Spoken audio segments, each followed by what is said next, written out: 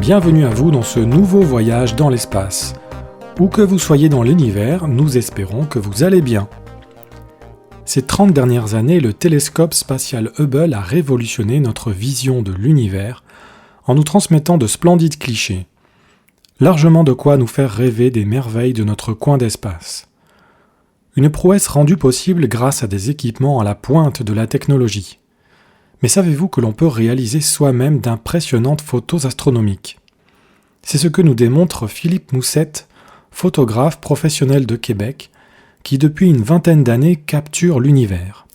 Plusieurs de ses photos ont été publiées dans divers magazines astronomiques prestigieux, dont Sky and Telescope et Astronomy. Sur son site internet, il partage généreusement ses chefs-d'œuvre, que nous vous recommandons vivement de consulter. Philippe vient en outre de publier la seconde édition de son livre « Les yeux tournés vers le ciel », richement illustré par ses photos, et où il nous dévoile ses secrets. Il y explique comment faire de l'astrophotographie selon que l'on possède peu ou pas mal d'équipements. Philippe donne aussi des conférences dans les écoles et anime des camps d'été d'astronomie afin d'initier les jeunes et moins jeunes au plaisir simple de contempler la voûte céleste. Il est bien entendu astronome amateur, a fondé plusieurs clubs d'astronomie et dirige le club Vega de Cap-Rouge en banlieue de Québec. Avec l'été venu, il nous invite donc à observer le ciel et pourquoi pas à s'initier au plaisir, à l'art et au défi de prendre des photos de ces milliards d'objets qui peuplent notre ciel. Sans plus attendre, Philippe Moussette est l'invité de Claude Lafleur. Merci beaucoup, Florent. Bonjour, chers auditeurs, chères auditrices. C'est toujours un plaisir de se retrouver devant le micro de Voyage dans l'espace. Et je dirais particulièrement ce soir, puisque depuis des années, j'admire le travail de Philippe Moussette. Philippe qui prend vraiment de splendides photos. En fait, il y a des photos de Philippe que vous avez l'occasion de voir, entre autres, dans le fascicule. Puis si vous allez sur son site web, il y a des photos qui rivalisent de beauté avec celles du télescope spatial Hubble. Vraiment, il fait des choses remarquables. Donc, c'est pour moi vraiment un plaisir de l'interviewer ce soir, qui nous raconte un peu sa carrière, qui nous donne un peu aussi ses trucs, comment on arrive à prendre des si belles photos. Moi, je suis renversé de la beauté et la qualité des photos qu'il prend. Bonjour Philippe, bienvenue au micro de Voyage dans l'espace. Merci, bonjour. Évidemment, je suis très heureux d'être parmi vous aujourd'hui et très heureux de pouvoir parler de ma passion là, à vos auditeurs. Bon, ça va être un plaisir.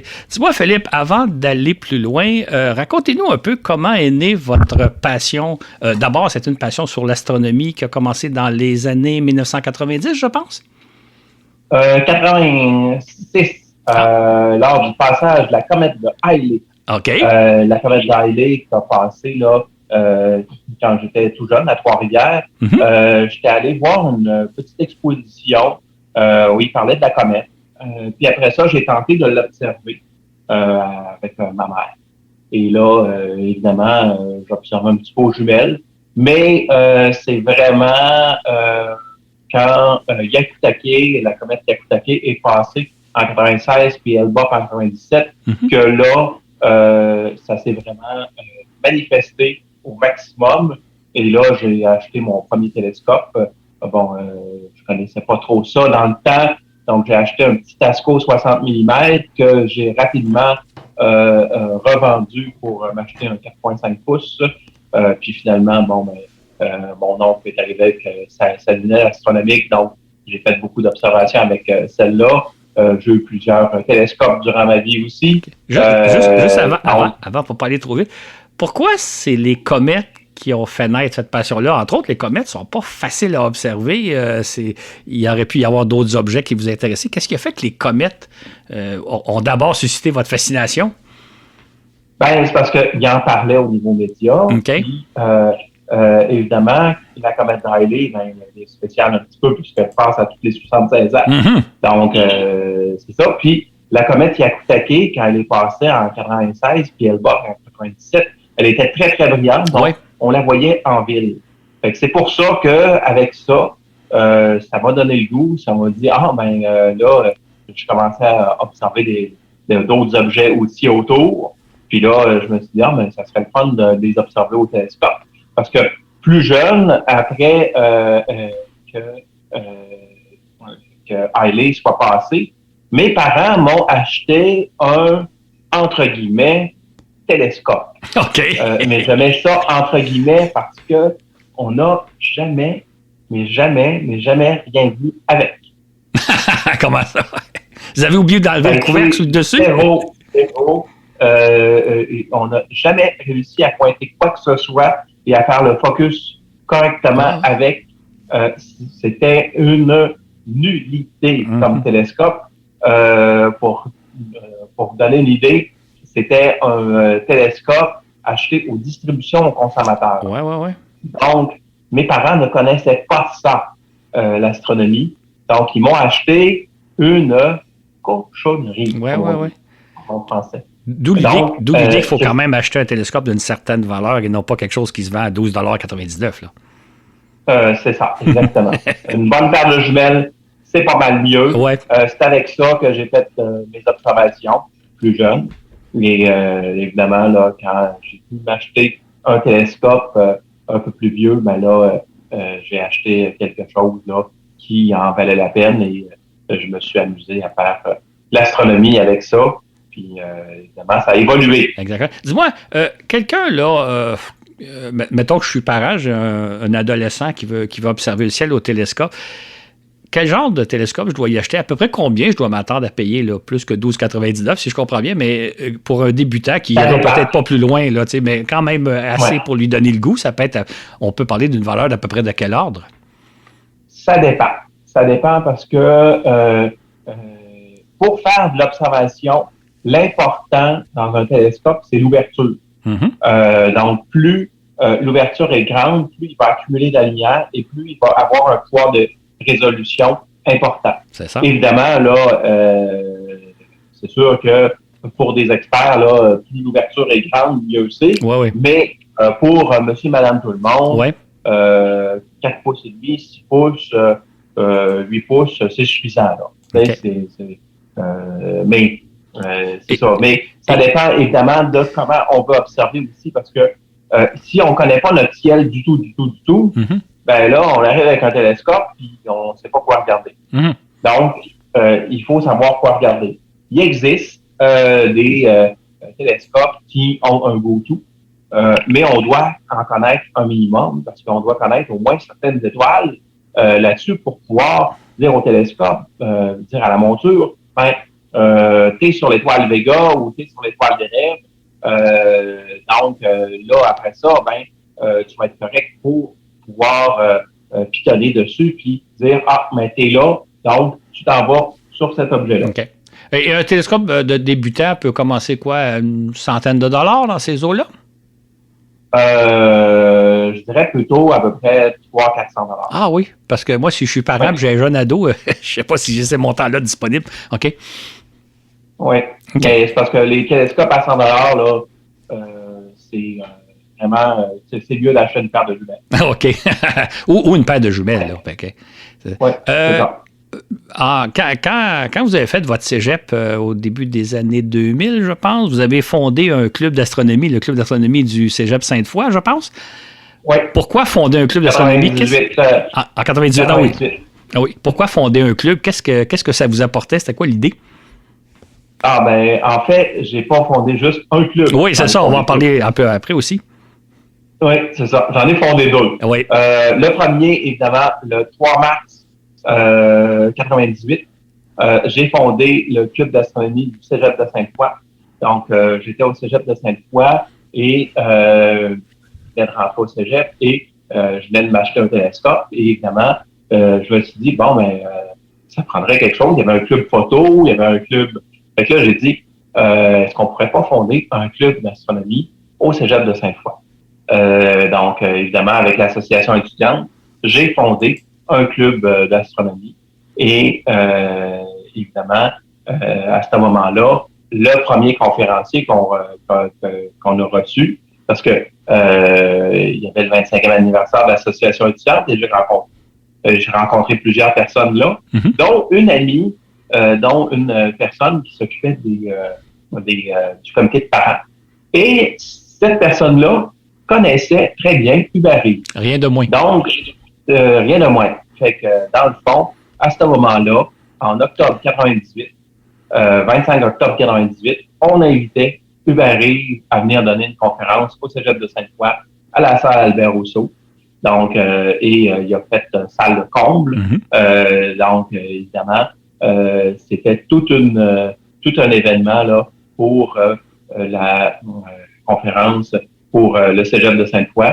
Et ça nous a permis de remporter le prix du comité de l'année pour tout ce qu'on avait fait au courant de l'année là, au niveau astronomie. Donc, on était un jeune comité de l'association étudiante et on remporte évidemment le prix, le grand prix là, pour l'implication sociale. Si je comprends bien, c'est un beau coup de chance, là, parce que vous aviez des relations avec Hubert Reeves qui vous a permis de faire un coup d'éclat. C'est à peu près à la même époque que vous fondez le Club Vega de Cap-Rouge. Hein? C'est à peu près en même temps? Exactement.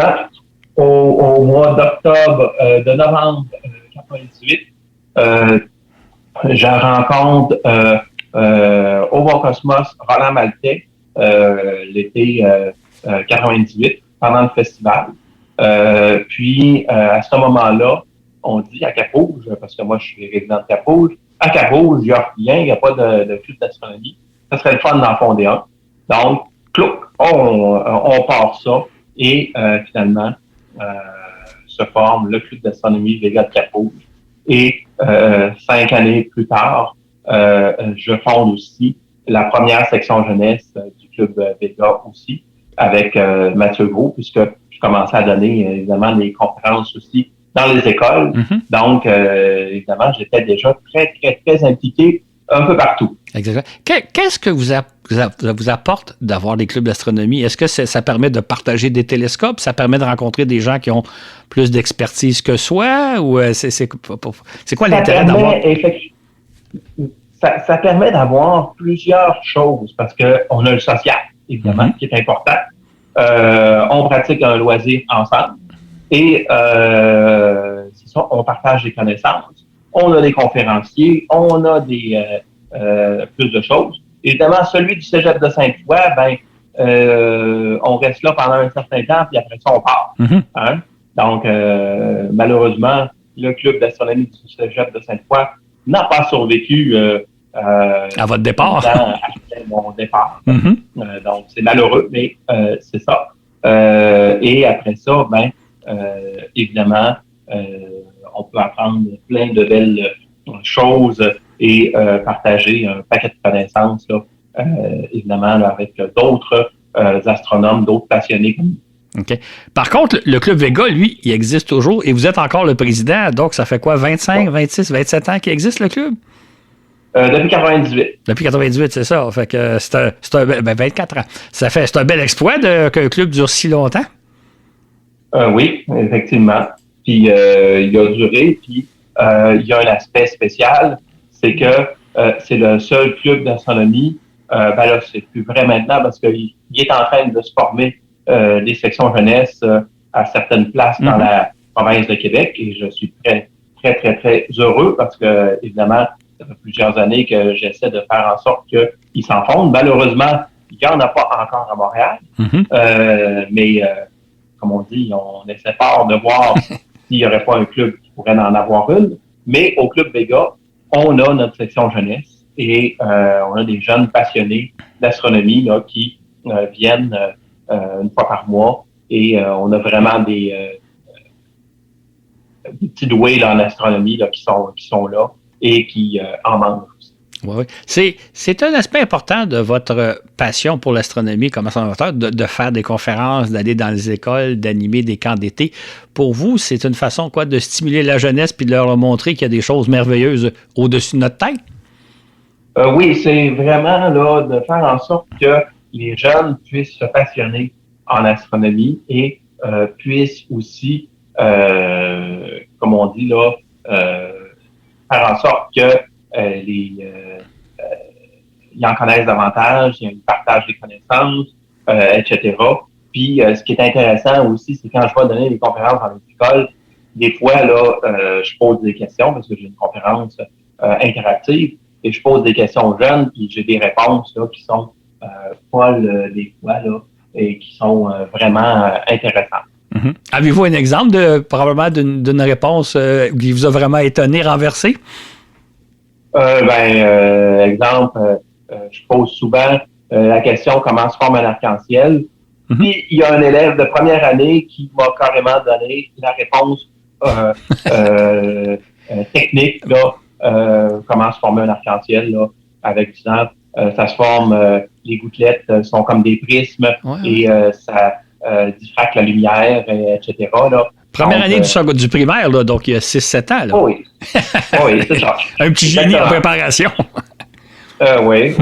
Mais maintenant, il n'y a plus rien qui me surprend parce que il y a une maman à un moment donné qui m'appelle, qui me dit bon, j'ai mon jeune, il a 2 ans et demi, il est passionné d'astronomie, puis il aimerait ça j'aimerais ça voir si c'est possible de l'intégrer au club. Mm-hmm. Donc, je dis 2 ans et demi, c'est jeune, mais bon, je peux l'essayer. Viens avoir une première réunion. Il y a une première réunion. C'est heureux, puis je vois ça. Il y a une deuxième réunion. Puis on a toujours un concours à chaque année, au mois de mai, qui s'appelle les Mini Expo Astro. Et le jeune a participé à 3 ans et demi. Mm-hmm. Donc, il a donné un exposé sur la disparition des dinosaures versus les impacts météoritiques. Et donc, c'est ça. Et à 5 ans, il donnait une présentation sur l'émergence de l'univers. Donc, on a vraiment des petits génies dans le club d'astronomie. Et c'est vraiment spécial là, de ce côté-là. Et on a vraiment plusieurs surdoués. Là. Donc, en fait, ils se rassemblent tous dans le club d'astro. On dirait qu'ils sont tous là. Oui. C'est intéressant parce qu'on a souvent une mauvaise opinion de la jeunesse, comme nos parents avaient une mauvaise opinion de notre jeunesse à cette époque. Vous, dans vos clubs d'astronomie, vous voyez, bien non, la jeunesse, c'est une belle jeunesse. Il y a des gens qui font des choses remarquables. Bon, on arrive, c'est en 2005 que naît chez vous la passion de l'astrophotographie. Comment c'est né? Pourquoi? Qu'est-ce qui vous a soudainement intéressé à dire « je vais photographier ce qu'il y a au-dessus de ma tête » ? En fait, c'est pas en 2005, c'est en 98. En 98, j'ai commencé en astrophotographie à faire de la photographie. C'est un prof du cégep qui m'a montré comment faire. Il y avait une petite monture équatoriale motorisée au cégep de Sainte-Foy et on pouvait emprunter aussi des appareils photo à film, évidemment, à la bibliothèque. Mm-hmm. Donc, emprunte ça.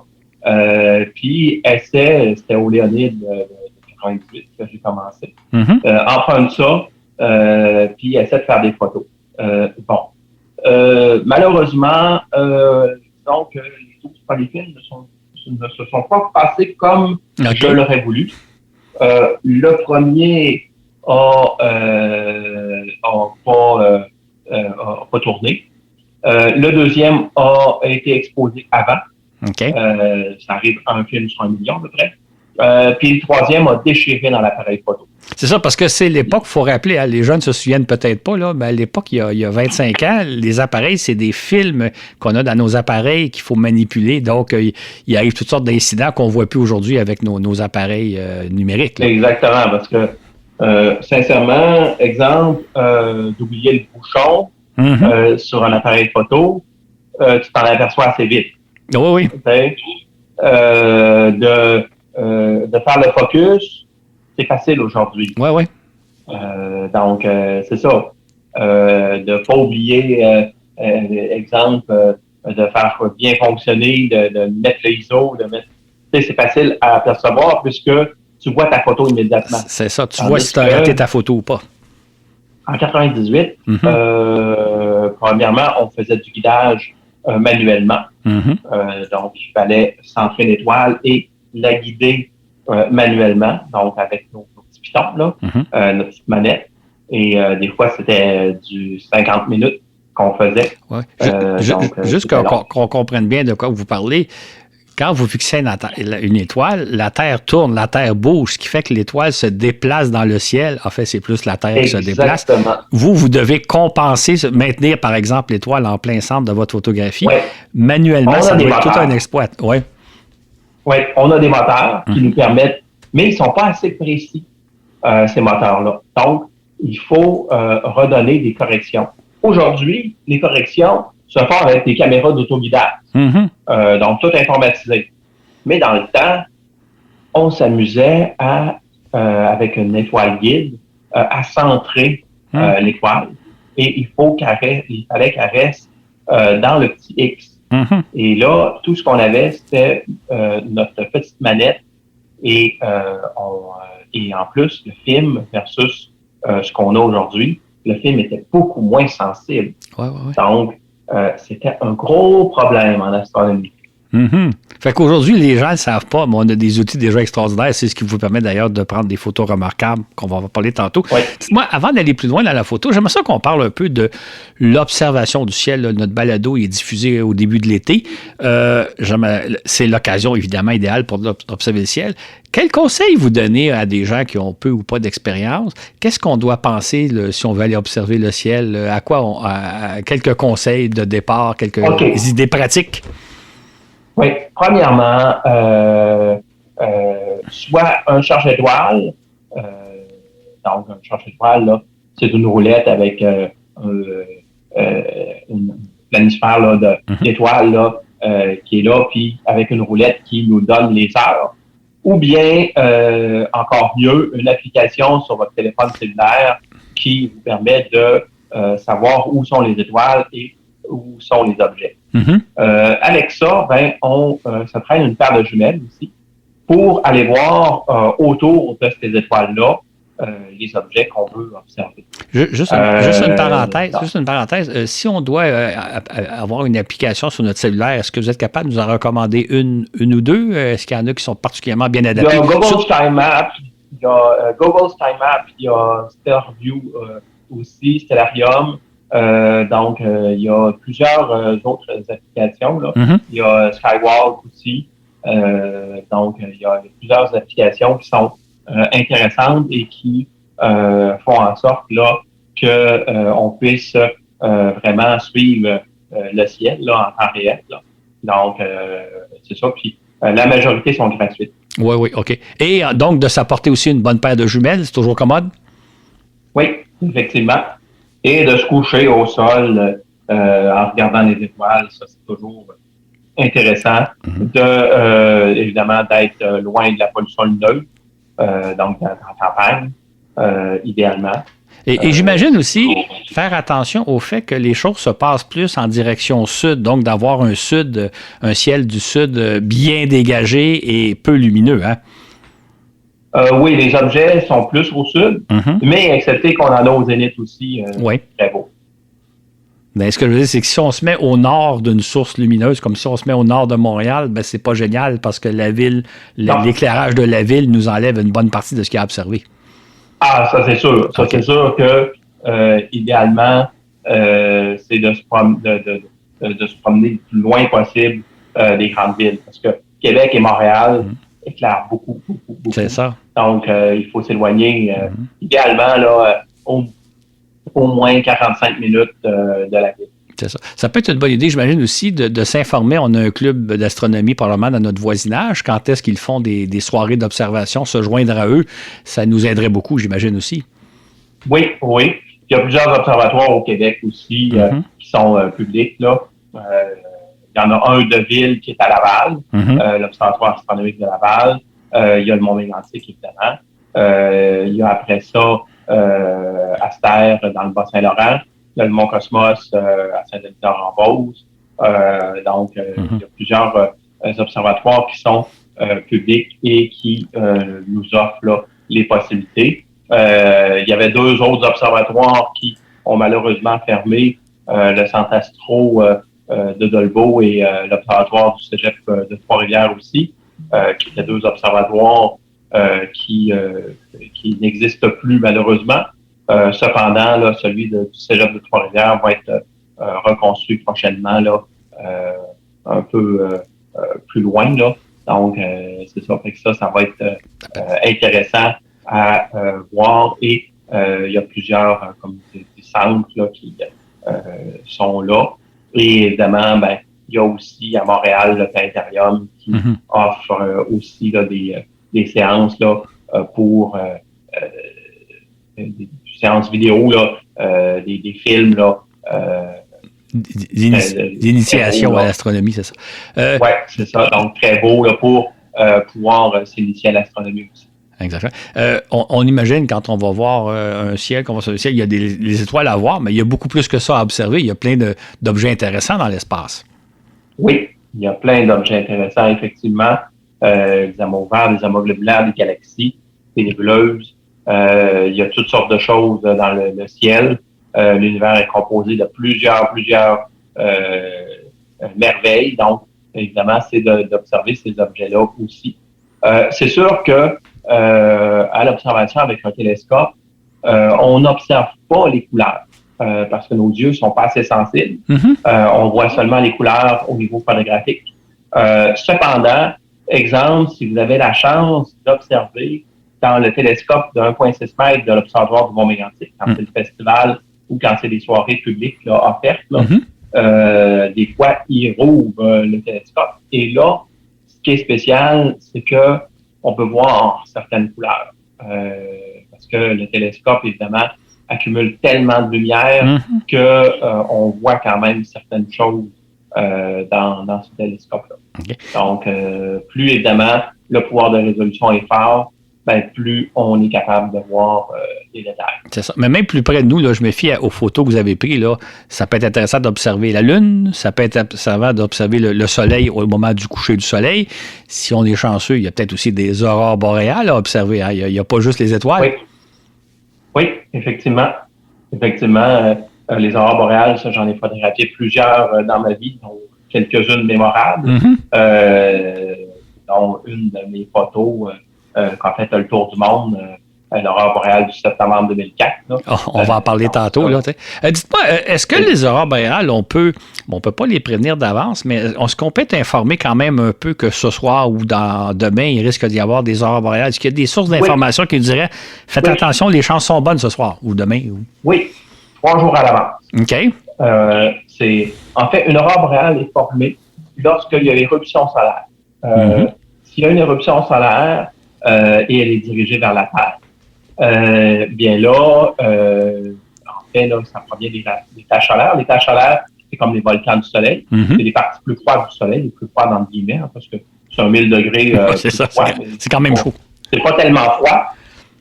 Donc, une aurore boréale se forme lorsque, évidemment, on a des particules solaires qui vont arriver sur la magnétosphère. Il y a un pôle nord et un pôle sud magnétique à la Terre. Et dans ce pôle nord et pôle sud-là, il y a un trou dans la magnétosphère. Parce que la magnétosphère, c'est notre protecteur, là, c'est notre champ magnétique. Et les particules solaires vont contourner.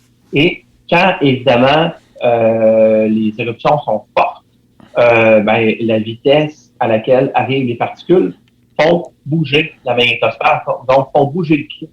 Et c'est là où, quand les éruptions sont très fortes, qu'on a possibilité de voir des aurores ici, à Montréal ou à Québec.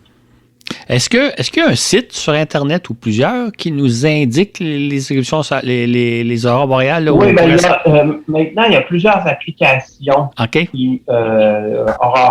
Aurora Live, spaceweather.com, il y a SpaceU aussi.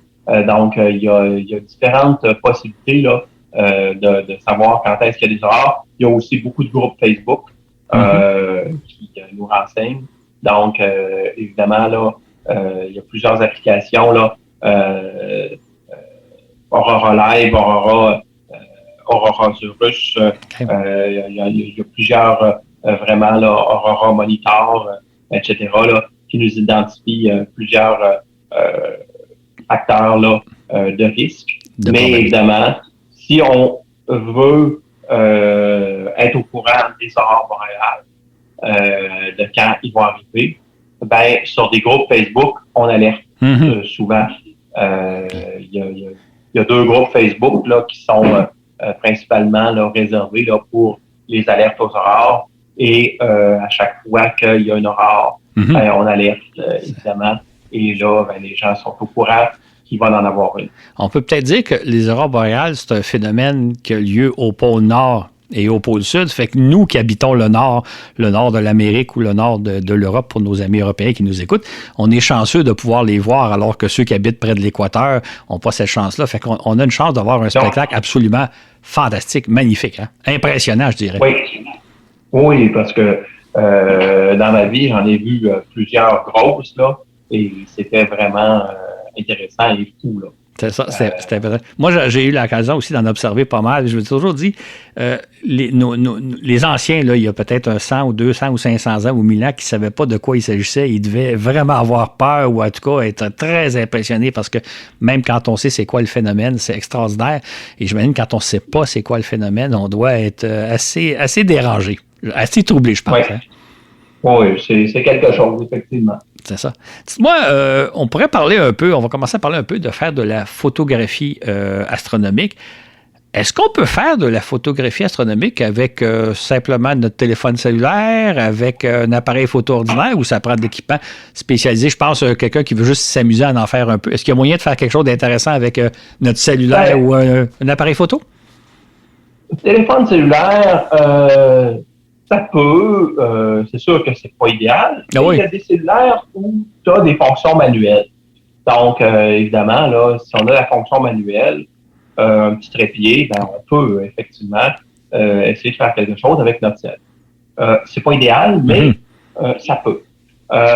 C'est sûr que l'idéal, c'est de faire des photos astronomiques avec un réflexe.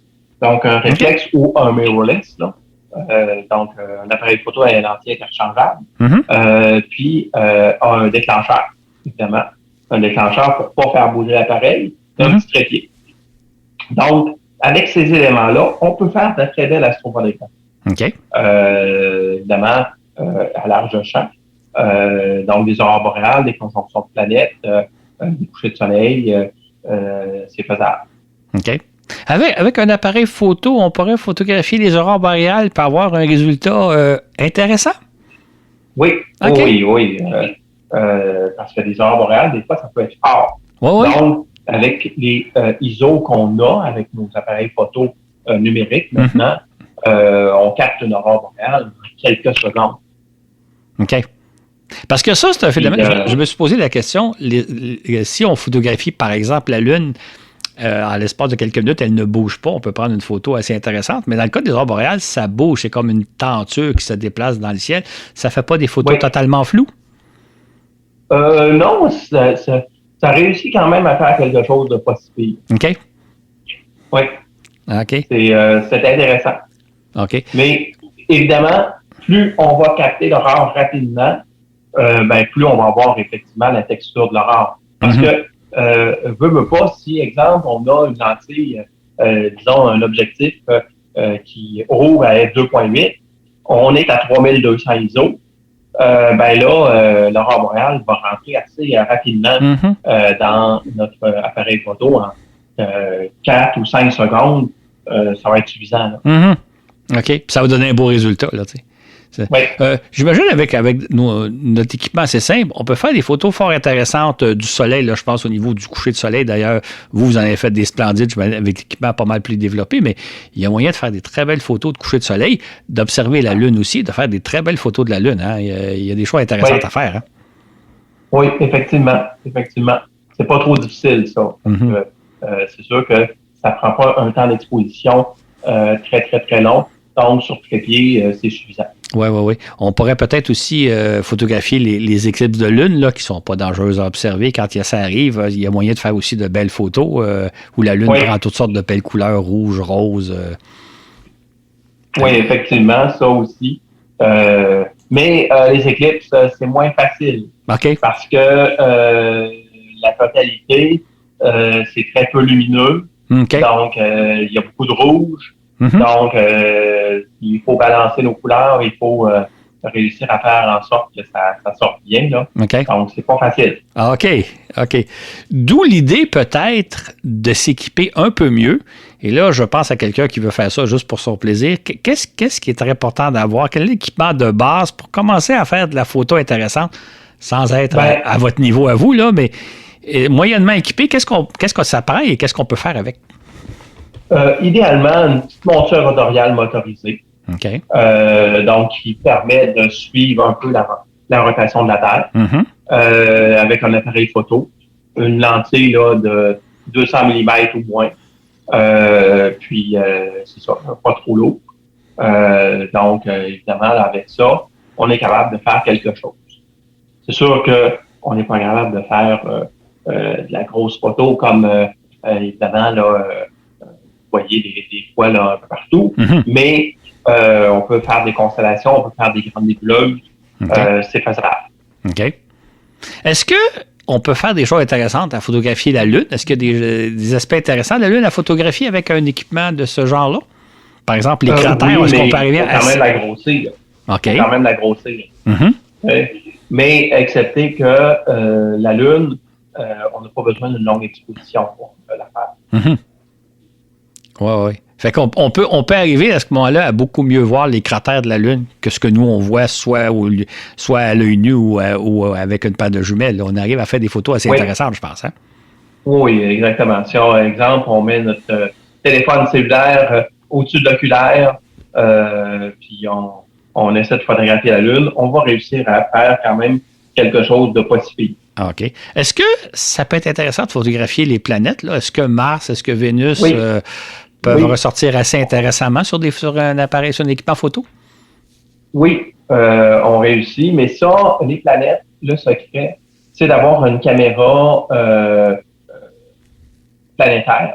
Donc, ça ne coûte pas extrêmement cher. Peut-être il y en a à 300-400 $. Et ces caméras planétaires-là vont, comme on dit, accumuler un certain nombre d'images. Après ça, dans un logiciel, le logiciel va enlever les images qui ont bougé et va garder seulement les bonnes images et va tout rassembler ça pour donner, évidemment, la photo de la planète. OK.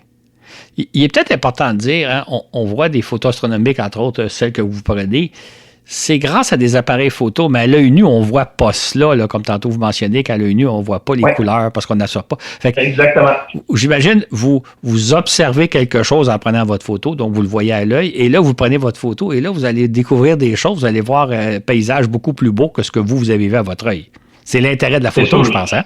C'est sûr, parce que au niveau observation, comme je l'ai dit, notre œil n'est pas assez sensible. Notre œil va faire 1/30 de seconde. Donc, 1/30 de seconde, là, c'est pas suffisant pour, évidemment, là, accumuler de la lumière. Donc, parce que, évidemment, les choses sont très loin, les objets sont très loin, ils sont dans des lumières. Donc, la lumière est très faible. Donc, c'est sûr que de photographier ça, c'est pas évident. Mais à ce moment-là, l'intérêt de la photo, c'est justement de dire j'ai vu une planète ou j'ai vu la Lune, tout ça, mais grâce à mon appareil photo, grâce à ce que j'ai fait, j'ai une vision beaucoup plus intéressante de l'univers, si je peux dire. C'est l'intérêt de la photo, dans le fond. Exactement. OK. Exactement. C'est ça. Si on progresse un peu pour faire de la meilleure photo, qu'est-ce que ça prend comme équipement? Vers quoi on s'en va par la suite quand on commence à être un peu accroché, à devenir accro à la photo? On va aller un peu plus loin. À quoi il faut penser? Bon, là, c'est sûr que là, on va rentrer dans la photo un peu plus sophistiquée. Là, ça prend beaucoup d'équipement. Et évidemment, l'équipement est vraiment primordial dans la photo astro. Contrairement à d'autres types de photos où le photographe peut vraiment faire quelque chose sans équipement, en photo astro, il faut un minimum. Parce que la photo astro est très sensible au niveau de l'optique. Donc, la photo astro est très sensible aussi au niveau suivi. Donc, ça, c'est deux choses qui sont très importantes. Après ça, évidemment, la photoastro est très sensible au niveau bruit aussi dans l'appareil. Donc, plus ton appareil va être moins bruité, mieux ça va être. Quand vous parlez de bruit, vous parlez de vibration, le fait que l'appareil vibre un peu? Non, le bruit, c'est le bruit thermique là, de l'appareil photo. OK. Donc, quand on accumule la lumière, il y a des poussières comme qui s'accumulent dans la photo. Okay. Donc, on fait habituellement un dark, un noir, pour soustraire ces choses-là du signal. OK. Fait que là, ça nous prend quoi? Un bon télescope? Ça nous prend... Ça prend, premièrement, on peut faire de la belle photo avec certaines lentilles, certains objectifs de caméra, mais c'est pas tous les objectifs de caméra qui peuvent permettre de faire de bonnes photos. Exemple, moi, j'ai une 300 mm et j'ai une 500 mm de la série L de Canon. La 300 elle vaut 8000, puis la 500 elle vaut 12000. OK. Donc, c'est sûr qu'avec ça, on va avoir quelque chose de beau. Donc, pour faire de la photographie, puis de l'astrophotographie, c'est super. OK. Cependant, évidemment, il existe des télescopes aussi, mais si on veut vraiment faire de l'astrophotographie sérieuse, il faut au minimum payer un 3000$ pour notre optique, notre télescope. OK. C'est à peu près le minimum qu'on peut payer. Après ça, ça prend une bonne monture. Je vous dirais, là, la monture, évidemment, a un certain poids qu'elle peut subir. Donc, coupé de moitié là, pour l'astrophotographie. Donc, ça prend une bonne monture et ça prend une monture qui va suivre.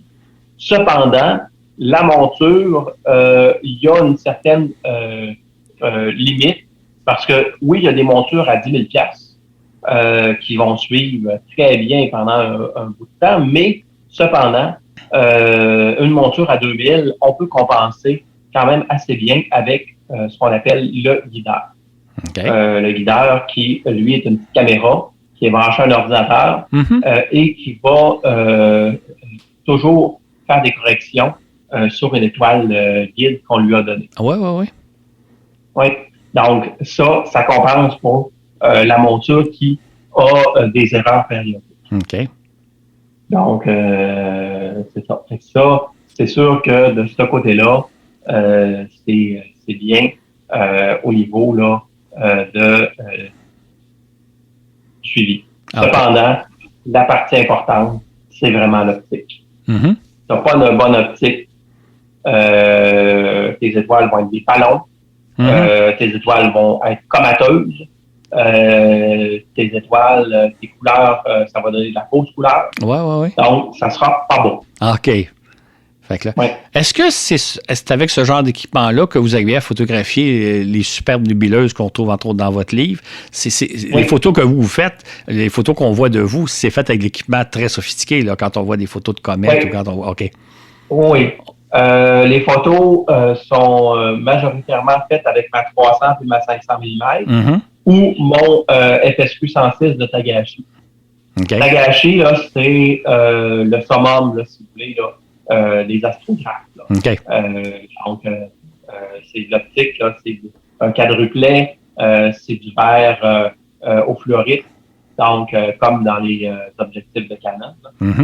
Donc, c'est du verre ultra précis et vraiment, là, c'est au niveau optique, là, c'est ce qu'il y a de meilleur. OK. Dans votre livre, on voit plusieurs photos de nébuleuses absolument remarquables. On va reproduire peut-être certaines dans le fascicule qui accompagne ce balado-là. Vous, quand vous les photographiez, vous les observez un peu à l'œil nu, vous voyez pas grand-chose, vous voyez à peine un petit peu un nuage de... Qu'est-ce que vous voyez par rapport à la photo que nous, on va avoir ou que vous allez obtenir à la fin? C'est sûr que ça dépend des nébuleuses. Parce que, exemple, si on photographie, disons, M20, N8 M20, la gueule de la trifide, on va voir quand même bien le nuage de gaz. Okay. C'est sûr qu'avec des filtres, on peut encore mieux l'observer, parce qu'au niveau observation, évidemment, on a des filtres aussi qu'on peut prendre. Mais en photographie, là, on va faire vraiment ressortir tout le détail et toute la nébuleuse en tant que telle. Fait que ce qui fait que les photos, j'imagine, vous donnent souvent un peu ce qu'on appelle un moment wow, c'est-à-dire que vous avez observé quelque chose d'assez intéressant à l'œil, vous le photographiez et là, vous regardez les résultats, vous dites « Oh wow! Hein, ça va arriver relativement souvent, ce genre de... surtout au début? » Oui, c'est sûr. Exemple, j'ai fait ma photo de ma nébuleuse de l'Amérique du Nord avec ma 300 mm. J'ai accumulé là, plusieurs photos. Donc, ça m'a donné vraiment un résultat là, hors de l'ordinaire. Et je suis vraiment très satisfait. Mais excepté qu'on l'a exposé pendant plusieurs années. Sur plusieurs années. Donc, on a fait des photos, on a accumulé de la lumière, on a refait d'autres photos, on a accumulé d'autres lumières, etc. pour donner effectivement le résultat qu'on connaît. Oui. OK. Fait que ça n'a rien à voir avec la réalité d'une certaine façon. Vous avez photographié le soleil, notamment des protubérances du soleil, ou bien donc lorsque Mercure passe devant le soleil. J'imagine que photographier le soleil, ça prend de l'équipement un peu particulier? Oui, effectivement, ça prend des filtres. Okay. Un filtre, on a premièrement un filtre standard là, qui est en fer et en polymylar, qui est pas trop dispendieux. Donc, évidemment, là, ça, c'est vendu dans les magasins spécialisés. Là, comme à Montréal, on a la Maison de l'Astronomie, puis on a Astronomie Plus, qui est à Longueuil. On a 2 autres magasins qui sont en ligne, David Astro et Astro Nature, qui vendent aussi ce type de filtre-là. On a à Magog la QV et on a à Québec le Naturalis. Donc ça, c'est les magasins qui peuvent vous conseiller en astronomie et qui vendent de l'équipement spécialisé. Si, exemple, vous voulez observer le soleil, achetez pas de fil solaire ailleurs que dans ces magasins-là. Ça sera pas sécuritaire. Donc, eux autres, ils ont du matériel effectivement sécuritaire pour pouvoir observer le soleil. Il existe une autre sorte de filtre qui est en H-alpha, lui qui est beaucoup plus coûteux, qui nous permet de voir les protubérances et les ondes actives du soleil. Okay. Donc ça, c'est vraiment là, quelque chose d'intéressant et évidemment, là, ça, c'est un peu plus coûteux. OK. Juste toujours rappeler qu'il ne faut jamais regarder le soleil, surtout pas avec une paire de jumelles ou un télescope ou quoi que ce soit. Si on n'a pas les filtres appropriés, là, il ne faut absolument jamais regarder le soleil. Hein. C'est, en une fraction de seconde, vous pouvez endommager vos yeux. Il faut toujours le répéter. Oui. Parce qu'il y a des gens qui, chaque année, ont des problèmes de cécité parce qu'ils ont juste regardé le soleil une fraction de seconde, mais il ne faut jamais faire ça. Non, effectivement. C'est pour ça que je dis d'aller chercher les filtres dans les magasins spécialisés. Oui. C'est vraiment eux autres qui ont les filtres. Et une paire de lunettes soleil, c'est pas suffisant, comme on dit. C'est bon de le dire, c'est très bon de le dire, exactement. Dites-moi, on fait un tour d'horizon assez rapidement de tout ce qu'il y a à savoir, parce qu'il y aurait beaucoup plus à dire et on pourrait aller beaucoup plus technique, mais je veux que vous me parliez de votre livre dont vous venez de faire la réédition il y a l'an passé, il y a 2 ans. C'est un livre d'abord merveilleux à regarder, là, parce que c'est rempli de photos. La très grande majorité, c'est vos photos à vous. C'est absolument spectaculaire. Et en même temps, vous expliquez un peu ce qu'il faut savoir sur la photographie. Présentez-moi votre livre dans vos mots. Pourquoi vous l'avez fait et en quoi le livre est intéressant à vos yeux? Incidemment, juste le mentionner, hein, le titre, c'est « Les yeux tournés vers l'univers », qui est un très beau titre. Vers le ciel. Donc, en fait, mon livre, je l'ai édité une première fois en 2012. 2011, je veux dire. Pas 2012, 2011. Et ce livre-là, évidemment, était spécial un peu puisque c'est un livre que j'avais fait parce que je voulais, en fait, dans un livre d'astro, j'ai mis tout ce que je voulais dans un livre d'astro, je l'ai mis dedans. Donc, les cartes de constellation, c'est pas des cartes, c'est des photos. Les objets qui s'y retrouvent, les explications des divers phénomènes célestes, les photos. Et aussi, évidemment, j'ai mis une partie au début où je parle de moi un petit peu et de ma vie, puisque c'est quelque chose quand même de spécial. Je suis photographe puis je suis astrophotographe, mais j'ai un handicap visuel. C'est un peu paradoxal, hein? Les yeux qui bougent. Donc, évidemment, ça m'empêche de conduire. Mais au niveau astronomie et au niveau photographie, j'en fais malgré mon handicap visuel. Donc, c'est intéressant et ça permet aussi de voir un peu là toute l'évolution que j'ai faite en astronomie et en astrophotographie. Donc, c'est ça. Fait que dans le livre, dans le fond, il y a, comme je l'ai dit, la partie 1 qui est un peu sur mon histoire. Après ça, la deuxième partie où on explique les différents phénomènes avec les planètes, avec les diverses choses. Après ça, j'explique un peu comment s'initier à l'astronomie aussi. Et après ça, on parle un peu d'astrophotographie. On s'en va ensuite dans l'observation avec les cartes, avec les objets du ciel.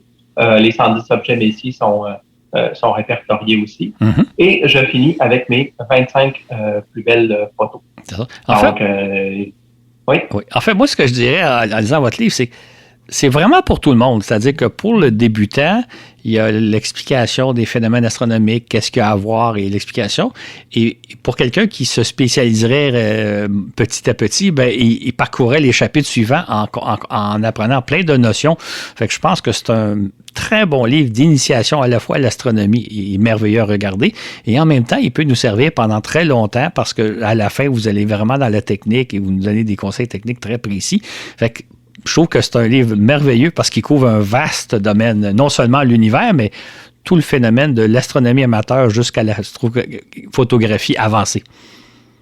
Oui, effectivement. Puis Hubert Reeves, parce que Hubert Reeves, Charles Tissard signe la préface. Puis Hubert Reeves, quand il a lu le livre, puis il a vu le livre, il a dit c'est un des meilleurs livres d'astronomie que j'ai jamais vu. OK, c'est un très bon livre, effectivement. Moi, à la fin, effectivement, vous reproduisez les 25 meilleures photos, en tout cas, de votre choix à vous. Ils sont tous spectaculaires. Pourriez-vous m'en parler de quelques-unes, nous en présenter quelques-unes? Peut-être pas les 25, là, mais on va d'ailleurs en reproduire quelques-unes dans le fascicule. Mais pour vous, si vous aviez choisi parmi les 25 photos, quelques-unes qui vous... Ça peut être d'autres photos aussi, là, mais... C'est sûr qu'il y en a quelques-unes qui sont spéciales. Bon. Il y en a une, entre autres, d'Aurore boréale du 7 novembre 2004. Je ne peux pas passer. Je peux pas passer à côté de celle-là. Cette photo-là a été publiée partout dans le monde. C'est un fléchaille que j'ai pris à Val-Bélair, à l'Observatoire de la découverte. Et c'est une couronne. L'aurore boréale couvrait totalement le ciel et c'était extraordinaire. Cette photo-là a été publiée partout dans le monde, dont elle a fait la une du Journal Le Soleil aussi. Elle a fait Astronomy Picture of the Day de la NASA. Donc, elle a été partout. Donc, c'est ça. Fait que cette photo-là a circulé là, vraiment là, comme il faut là, partout. Donc, c'est ça. Fait que celle-là, là, c'est sûr que c'en est une là, marquante. Après ça, il y a aussi l'aurore boréale du 12 août 2000 qui a volé le show au Perséide. Ça aussi, c'était fabuleux au Mont-Cosmos. Dans les nébuleuses, c'est sûr que, comme je vous ai parlé, il y a ma nébuleuse d'Amérique du Nord là, qui est assez spectaculaire, que j'ai fait plusieurs expositions dessus. Et qui a donné une photo là, assez exceptionnelle. C'est un travail de plusieurs années, en quelque sorte? Ça s'échelonne sur plusieurs années pour arriver à cette photo-là? Oui. Okay. Parce que, comme vous savez, au Québec, il fait pas beau souvent. Donc, on essaie d'accumuler de la lumière, puis on essaie d'accumuler d'autres lumières. Puis là, finalement, on conserve les fichiers des années suivantes. Et de toute façon, on s'est pris avec le même appareil, fait que ça va, ça s'additionne.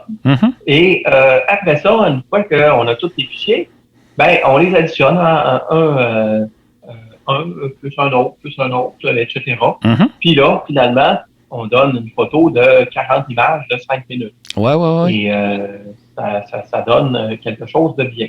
Okay. Ça, j'imagine, vous utilisez des logiciels qui centrent parfaitement les photos parce qu'ils sont peut-être pas tout à fait prises exactement de la même façon. Donc, les logiciels... Exactement. OK. Fait que c'est comme ça que vous avez une photo qui aurait un temps d'exposition de plusieurs heures, mais pris à raison de quelques minutes, soir après soir après soir, année après année. Exactement. Un travail de Exactement. Donc, la nébuleuse North America, c'est ça qui s'est produit. OK. Vous avez, juste en revenir, vous avez parlé des 2 photos sur les aurores boréales. Est-ce que c'est des photos dont l'exposition est très, très brève? Vous avez exposé pendant plusieurs dizaines de secondes? L'aurore boréale du 12 août 2000, c'est pris en argentique. Okay. C'est pris avec un appareil photo puis un film Konica Centuria Ubisoft. C'est à peu près une photo de 10 secondes. OK. L'aurore boréale du 7 novembre 2004, c'est pris avec un rebelle de première génération et c'est pris avec une lentille fisheye. Et cet appareil-là, évidemment, là, c'est pris à 800 ISO et c'est 5 secondes d'exposition. OK. Parce que ça donne vraiment une photo splendide. Vous avez pris aussi une belle série de photos d'une éclipse. D'une éclipse. Enfin, il y en a même plusieurs, là, mais je pense qu'il y a d'une éclipse du 20 août. Ouais. Ça prend d'équipement un peu spécialisé pour faire une photo comme ça, hein? L'éclipse du 21 août 2017, ouais. Je suis allé à Gallatin, au Tennessee, et j'ai photographié effectivement cette éclipse-là avec mon pile solaire.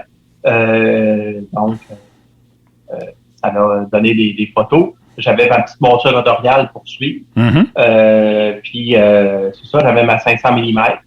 Et c'est ça, donc, ça m'a permis de faire cette photo-là. Et évidemment, quand l'éclipse est totale, là, on peut enlever les fils et photographier l'éclipse tant que le soleil n'est pas réapparu, puisque les rayons du soleil sont totalement bloqués. C'est ça. Donc, pendant le 2 minutes 40 de totalité, on a pu enlever les fils et effectivement là, prendre l'éclipse en photo.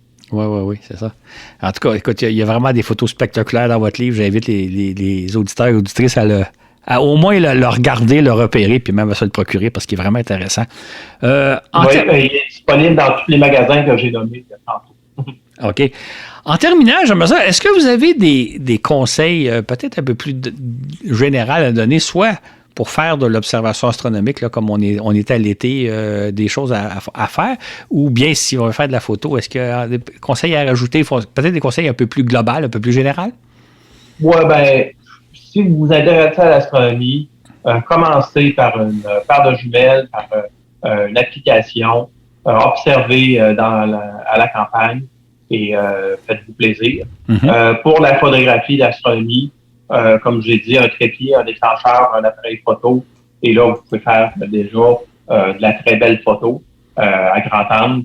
Essayez de prendre un premier plan aussi. Essayez de prendre des choses autour qui vont vous permettre de repérer un petit peu le type de choses que vous voulez faire.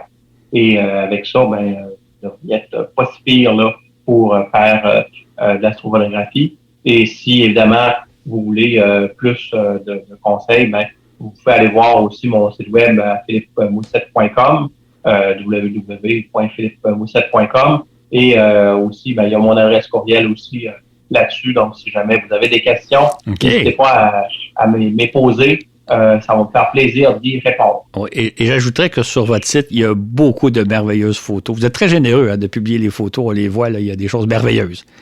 Oui, puis c'est pas juste des photos astro. Je publie aussi toutes sortes d'autres photos. Évidemment, je suis photographe aussi. C'est ça, vous êtes photographe professionnel et il y a des photos vraiment remarquables. En terminant, en cet été 2022, est-ce qu'il y a des événements astronomiques particuliers intéressants à observer cet été? C'est sûr qu'il y a toujours les Perséides. Oui. Il n'y a pas vraiment de gros événements qui s'en viennent parce que, évidemment, va avoir eu lieu l'éclipse lunaire totale du mois de mai, donc le 19 mai. Cependant, évidemment, après ça, ça va se calmer, à part les Perséides qui vont être au mois d'août. Il n'y a pas vraiment d'événements spectaculaires là, qui vont se dérouler durant l'été. Est-ce que le prochain gros événement astronomique pour le Québec, c'est l'éclipse du Soleil d'avril 2024? Oui, 8 avril 2024, effectivement, ça va être tout un événement. La totalité va être visible du sud du Québec. Donc, pas mal de monde vont pouvoir la voir. Est-ce qu'il va faire beau? Ça, c'est la grosse interrogation.